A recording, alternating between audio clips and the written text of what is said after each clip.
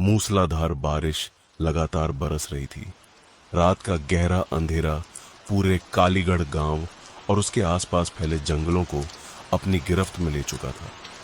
आसमान में काले बादल एक दूसरे से टकरा रहे थे। ऐसी रात में गांव का कोई भी आदमी अपने घर का दरवाजा खोलने की हिम्मत नहीं करता था। उसी समय रात के लगभग 10 बजे गांव के छोटे से रेलवे स्टेशन पर एक पैसेंजर ट्रेन धीरे धीरे आकर रुकी। बारिश की वजह से प्लेटफॉर्म लगभग खाली था। ट्रेन रुकते ही लगभग 25 साल का एक युवक नीचे उतरा। उसके कंधे पर एक बड़ा बैग था और हाथ में छोटा सा बैग। उसका नाम रौनक था। वह कई वर्षों बाद अपने मामा रवि के गांव आया था। रौनक ने चारों ओर नजर दौड़ाई। बारिश अभी भी तेज थी। स्टेशन लगभग सुनसान दिखाई दे रहा था। भगवान, इतनी तेज बारिश! अब मैं गांव कैसे जाऊंगा? ऊपर से मुझे रास्ता भी ठीक से याद नहीं है। वो प्लेटफॉर्म के किनारे खड़ा होकर बारिश कम होने का इंतजार करने लगा। कुछ मिनट बीत गए, लेकिन बारिश रुकने का नाम नहीं ले रही थी। तभी एक सफेद धोती कुर्ता पहने एक बुजुर्ग आदमी हाथ में पुराना छाता लिए धीरे धीरे उसकी तरफ बढ़ा। उसके चेहरे पर हल्की मुस्कान थी, लेकिन आंखों में अजीब सी गंभीरता दिखाई दे रही थी। बुजुर्ग कुछ पल तक रौनक को देखते रहे। बेटा, पहली बार इस गांव में आए हो क्या? जी नहीं चाचा, बचपन में एक बार आया था, लेकिन उसके बाद कभी आने का मौका नहीं मिला। अब तो रास्ते भी भूल गया हूँ। इतनी रात में कहाँ जाने का इरादा है? अपने मामा रवि जी के घर जा रहा हूँ। बारिश की वजह से ट्रेन बहुत लेट हो गई। अब समझ नहीं आ रहा कि यहाँ से कैसे जाऊं। बुजुर्ग के चेहरे की मुस्कान अचानक गायब हो गई। उन्होंने प्लेटफॉर्म के बाहर फैले अंधेरे की तरफ देखा और फिर धीमी आवाज में बोले, अगर मेरी बात मानो तो आज की रात कहीं मत जाना। स्टेशन पर ही रुक जाओ। सुबह सूरज निकलने के बाद आराम से गांव चले जाना। लेकिन क्यों चाचा? क्या रास्ता बहुत खराब है? रास्ता खराब नहीं है बेटा, लेकिन आज अमावस्या है। इस रात गांव और जंगल के बीच वाले रास्ते पर कोई अकेला सफर नहीं करता। चाचा, आज के जमाने में भी लोग इन बातों पर विश्वास करते हैं। हर बात किताबों में नहीं लिखी होती बेटा। कुछ बातें लोग अपनी आंखों से देखकर सीखते हैं। तुमने कहा कि तुम रवि के घर जा रहे हो। जी हाँ। मैं उन्हें अच्छी तरह जानता हूँ। उनका घर यहाँ से ज्यादा दूर नहीं है। लेकिन मेरी एक बात याद रखना, चाहे कोई भी आवाज दे, चाहे कोई भी रास्ता बताए, आधी रात के बाद किसी अनजान आदमी की बात पर भरोसा मत करना। आप चिंता मत कीजिए चाचा, मैं ठीक हूँ। बुजुर्ग ने कोई जवाब नहीं दिया। वे धीरे धीरे रेलवे स्टेशन के पुराने कार्यालय की तरफ चले गए। वहां बैठे कर्मचारियों ने देखकर बिल्कुल सामान्य व्यवहार करने लगे। कुछ देर बाद बुजुर्ग ने एक बेंच पर चादर बिछाई और वहीं लेट गया।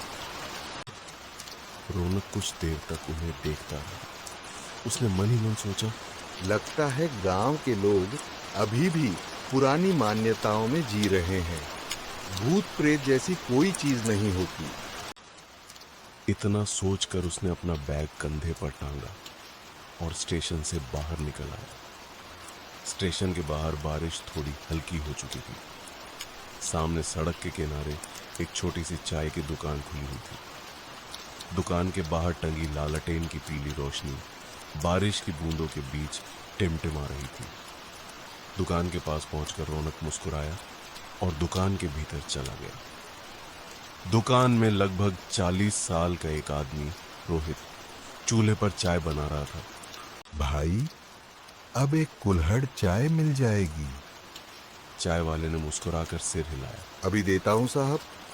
कुछ ही देर में उसने उबलती हुई चाय कुल्हड़ में डालकर रौनक के हाथ में दे दी। रौनक ने पहला घूंट लिया तो उसके शरीर में थोड़ी गर्माहट दौड़ गई।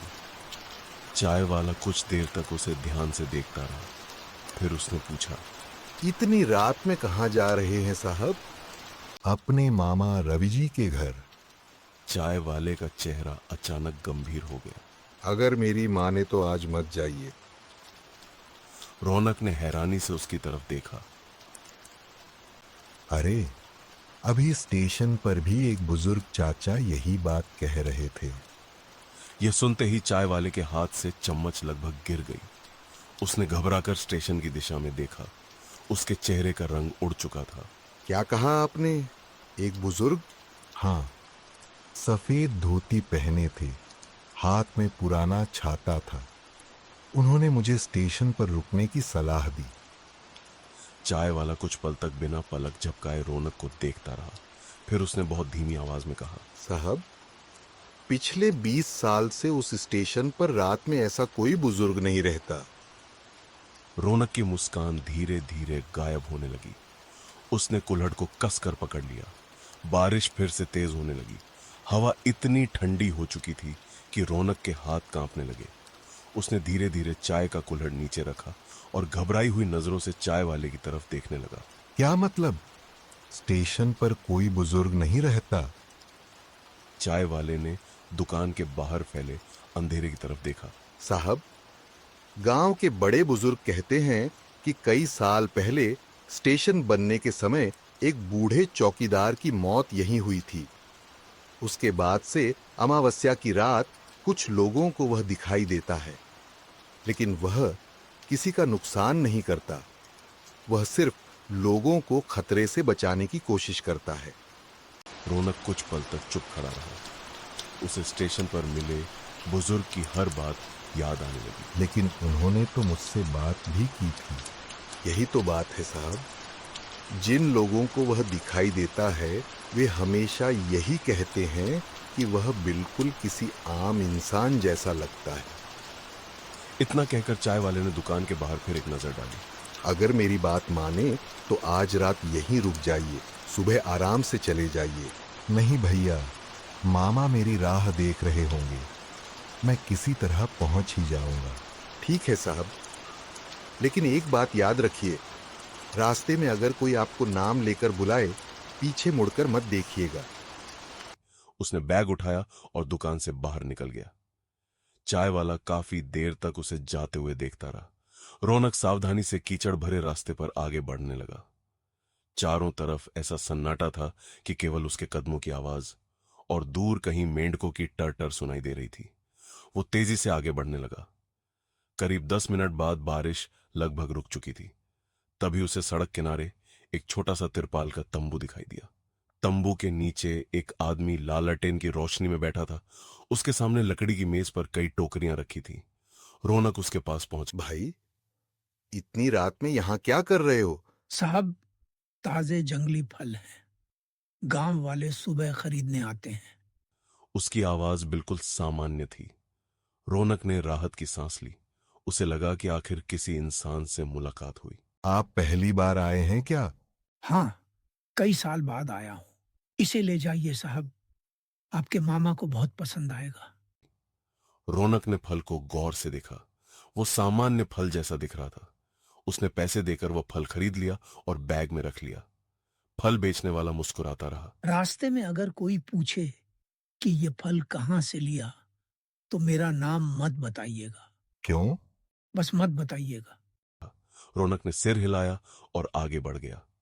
कुछ दूर चलने के बाद अचानक उसे अपने बैग से एक अजीब सी मीठी खुशबू आने लगी। वो खुशबू इतनी तेज थी कि हवा में दूर तक फैल रही थी। उसी क्षण उसके सामने सड़क के बीचों बीच कोई खड़ा दिखाई दिया। बारिश रुक चुकी थी। बादलों के बीच से निकली हल्की चांदनी जैसी फीकी रोशनी उस आकृति पर पड़ रही थी। रौनक का दिल जोर जोर से धड़कने लगा। वो एक कदम आगे बढ़ा और अगले ही पल उसके चेहरे का रंग उड़ गया। सामने वही फल बेचने वाला खड़ा था, जबकि उसे पीछे छोड़े हुए कम से कम 15 मिनट हो चुके थे। उस आदमी के चेहरे पर पहले जैसी मुस्कान थी, लेकिन इस बार उसकी आंखें पूरी तरह काली दिखाई दे रही थी। तो तुम यहां कैसे पहुंच गए? मैं तो तुम्हें बहुत पीछे छोड़कर आया था। फल बेचने वाला धीरे धीरे हंसने लगा। उसकी हंसी सुनसान जंगल में गूंज उठी। इस रास्ते पर चलने वाले सभी लोग यही सवाल पूछते हैं। रौनक का गला सूख गया। उसने धीरे धीरे पीछे हटने की कोशिश की। उसी समय उसे महसूस हुआ कि उसके पैरों के पीछे भी कोई खड़ा है। उसने बिना मुड़े गहरी सांस ली। चाय वाले की बात फिर उसके कानों में गूंज उठी। रौनक वहीं रुक गया। फल बेचने वाला धीरे धीरे उसकी तरफ बढ़ने लगा। हर कदम के साथ उसके पैरों की आवाज सुनाई नहीं दे रही थी। ऐसा लग रहा था जैसे वह जमीन पर चल नहीं रहा बल्कि हवा में तैर रहा हो। बैग में जो फल है हमें दे दो। नहीं, यह मेरे मामा के लिए है। फल बेचने वाले की मुस्कान अचानक गायब हो गई। उसकी आवाज पहले से कहीं ज्यादा भारी हो गई। वो फल इंसानों के लिए नहीं है।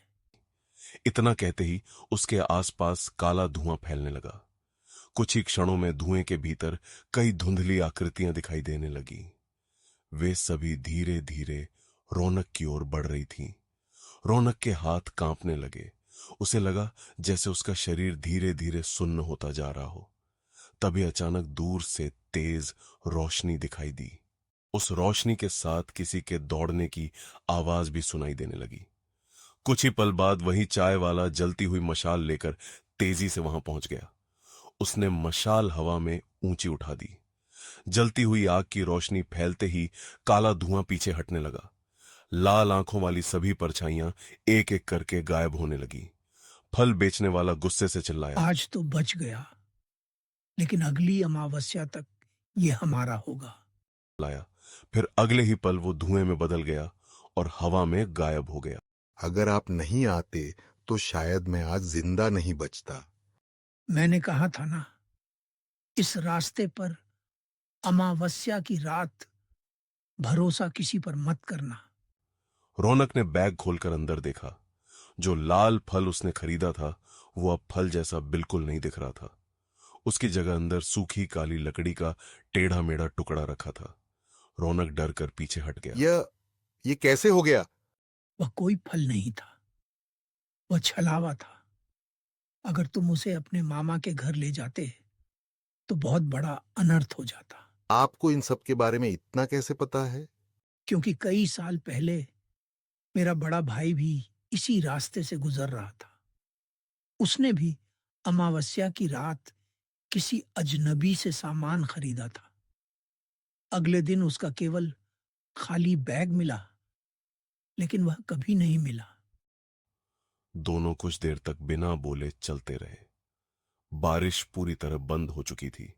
हवा में गीली मिट्टी की खुशबू फैल रही थी। कुछ देर बाद वो रोहित के साथ अपने मामा रवि के घर पहुंच गया। दरवाजा खुलते ही रवि ने उसे गले लगा लिया। बेटा, रात भर हमारी जान अटकी हुई थी। मामा, अगर रोहित भैया नहीं होते तो शायद मैं आज यहां तक कभी नहीं पहुंच पाता। तुमने एक बार फिर किसी की जान बचा ली। जब तक भगवान की इच्छा होगी मैं यही करता रहूंगा। सुबह रौनक ने रात की पूरी घटना गांव वालों को बताई। गांव के बुजुर्गों ने उसे समझाया कि कुछ रास्तों पर सावधानी और बड़ों की सलाह कभी नजरअंदाज नहीं करनी चाहिए। उस दिन के बाद रौनक जब भी गांव आता, रात होने से पहले ही अपने घर पहुंच जाता। उसने कभी किसी अनजान व्यक्ति की बातों पर आंख बंद करके भरोसा नहीं किया। उधर रोहित आज भी हर अमावस्या की रात उसी छोटी सी चाय की दुकान पर देर तक बैठा रहता है। कहते हैं कि अगर कोई अनजान मुसाफिर देर रात उस स्टेशन पर उतर जाए तो सबसे पहले रोहित उसे सुरक्षित रहने की सलाह देता है, और अगर कोई उसकी बात नहीं मानता तो वह जलती हुई मशाल लेकर आज भी उसकी तलाश में निकल पड़ता है। कालीगढ़ गांव के लोग आज भी मानते हैं कि अमावस्या की रात जंगल के उस पुराने रास्ते से अकेले नहीं गुजरना चाहिए, क्योंकि कुछ अभिशाप समय के साथ कमजोर तो पड़ जाते हैं लेकिन पूरी तरह कभी समाप्त नहीं होते।